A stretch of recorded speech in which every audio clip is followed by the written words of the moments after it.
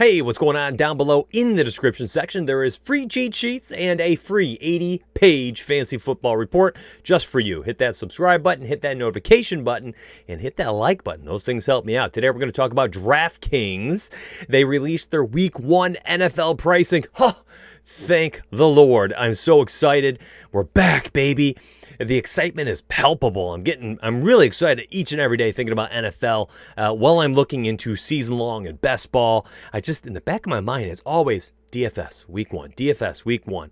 I'm thinking about all the content. I'm going to be doing stack sheets, all sorts of things, projection sheets, the NFL Study Hub with CG. I mean, things are getting crazy with our DFS side.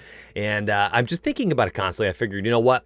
Let's make a video. So let's highlight each position, talk about a few plays, some people that stand out, a couple stacks I really like, and I highlighted a FanDuel video. Please, by all means, hit that up. You can watch that at the end of this video. I'll link it in so you can check out the FanDuel Week 1 prices. But here on DraftKings, man, it is hard not to like Matt Stafford at 6.2K because he is great for stacking. And here's the thing.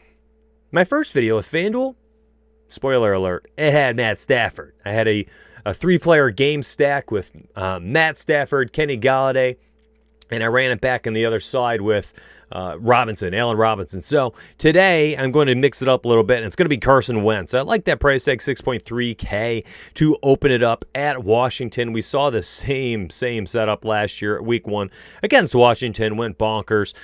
This offense, he went off against Washington later in the season as well. This offense is going to be superb.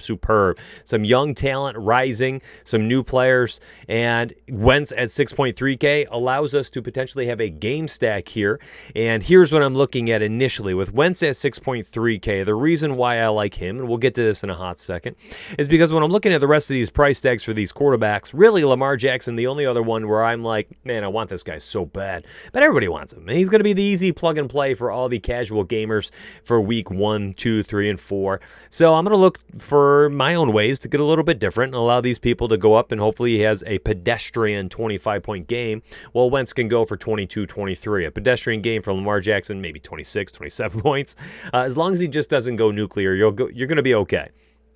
Also, he potentially will get a lot of that on the ground, so you don't have to worry about like stacking or anything like that from your opponents. So we can focus on Wentz, build a game stack around him, and hopefully capture some of that upside. I think other people will go with Kyler Murray in this Week 1 and pair him with DeAndre Hopkins, figure out somebody to run him back with, probably Kittle on the other side for San Francisco.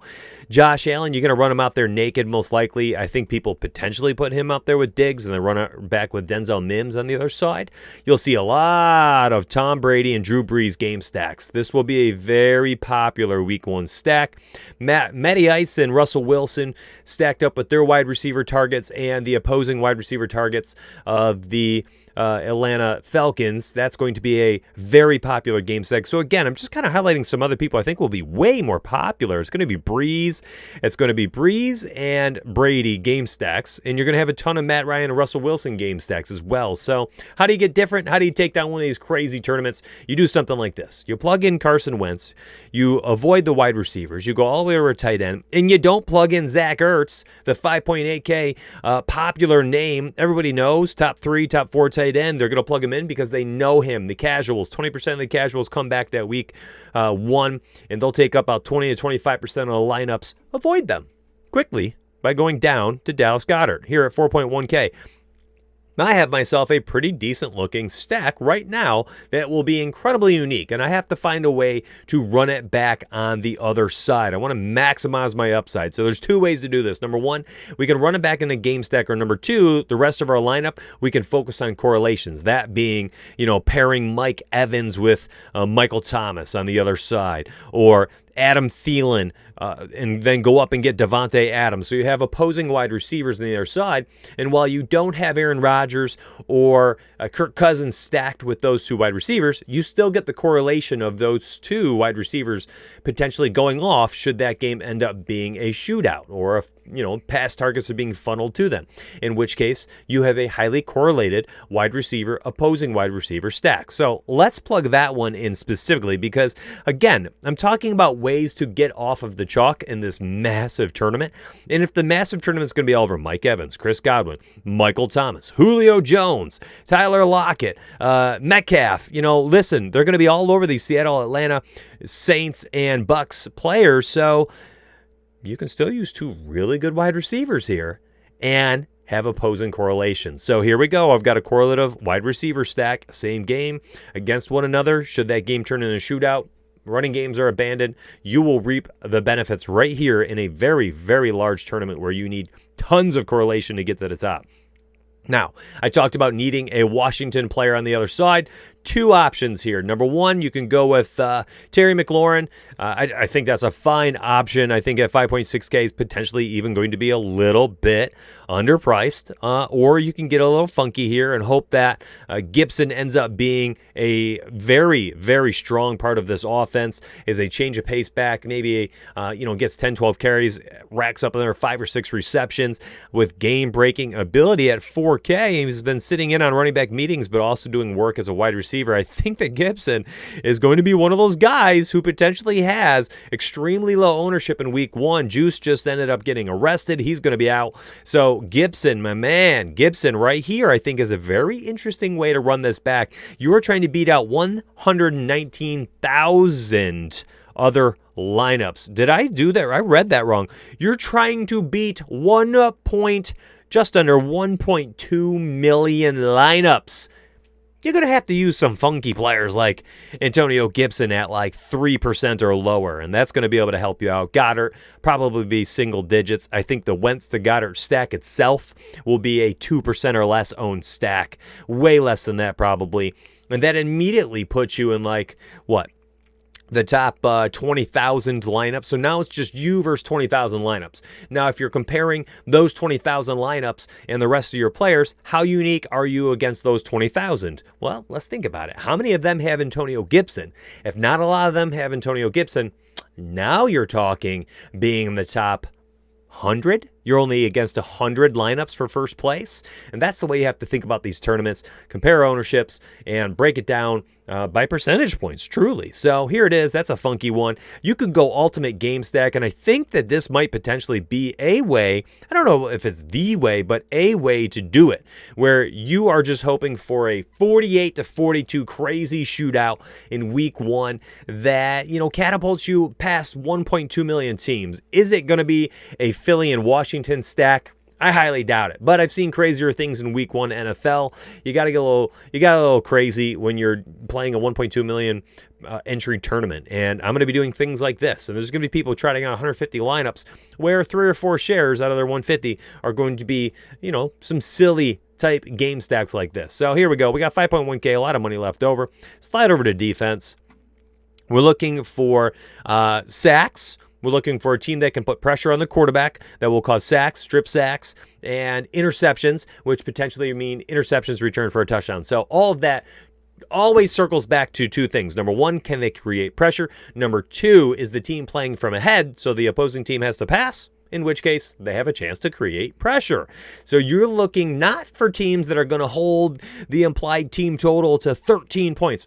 Who cares? That's stupid. The only thing you care about when you're playing NFL tournaments is the spread. You're looking at the spread. You want a 11, 12-point spread. You want that team to be up 28-10 going into the fourth quarter.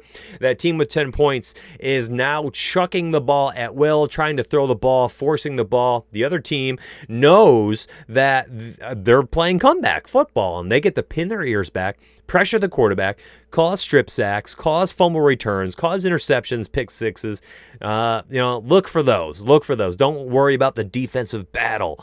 You could be winning look at the Chiefs. How many times did they pay off last year, winning 42-20? They gave up 20 points, and but then they'd have like a pick six or something. So pay attention to those types of plays. Try to find them, who they're going to be here. Just quickly looking at a few, trying to find one that could be one of those where one team is way up and the other team has to play some comeback football, and you're hoping for like a pick six. Let's find one. Let's see if we can find one off the top of my head. This is the first time I've actually looked at this. I think you could potentially do something. Well, first off, 2.3K Jacksonville. I think they'll be a pretty solid defense returning this year after letting us down a bit last year. I think clearly you could go with Baltimore. They could be up by 20 points at halftime. And if the Ravens are up by 20 points, then you got Baker Mayfield potentially being mistake prone in the second half. So Baltimore, they will be popular, but I get it. I like it. I kind of like that they're right below New England. People are going to look at this. They're going to look at this, 13.7 points per game. Probably make them a little bit chalkier. I don't think I'm paying up 3.7K or so for these teams up here. So let's go down. We'll grab Baltimore. We have 12.2K for a wide receiver and a flex. This is pretty nice. We're going to maximize our upside. I don't think I'm going another running back here. Really, Antonio Gibson is just a garbage pick. You're really hoping that he just breaks one for a long touchdown. I mean, honestly, like, this is not the way you play a normal tournament. We're talking about a tournament with 1.2 million people. We're trying to get a little crazy here. Now, let's look for some correlation here at the end. You could do something different where you're still getting exposure to Matt Ryan and Russell Wilson, but you're not doing so through Tyler Lockett and Julio Jones. Maybe instead you go through Kelvin Ridley, and let's see how much Metcalf is. Oh, Metcalf more? Metcalf. Right there, 5.8K. So there we go. We've got two teams, opposing wide receiver stacks with Ridley versus Metcalf, Thielen versus Adams. Then we have a Philly and Washington game stack and a Ravens defense down here. Correlation everywhere. It's going to take a miracle to take this thing down. I'm entering this. I will never not play this now after just putting this together, thinking it through live. Imagine this thing goes bonkers, scores 1 million points for $1 million, and I didn't use it. So you'll circle back to this video and be like, Mitch, you made the winning lineup in a free YouTube video and then didn't use the lineup, you bozo. I used it. I won't edit it. And I didn't edit the FanDuel one, and I'll leave that there for the next 5 weeks. Please give that a watch. Hit that like button if you enjoyed this free video today. Tune back in daily. You get daily MLB, NBA videos in the morning, and then you get a 1 o'clock, just about 1 to 1:30 p.m. Eastern live stream. That's between 1 to 3 videos and streams per day. And of course, that will pick up even more as we get closer to NFL season. If you want a lot more DFS type content, I have so much of it. I have a full team. I have 8 people underneath me doing all sorts of content, cheat sheets, bunch of maniacs, truly, that just work around the clock, and I appreciate them all. And I appreciate you for watching this today. Patreon.com/riseorfall. And together, my friends, we rise or fall. I'll see you later.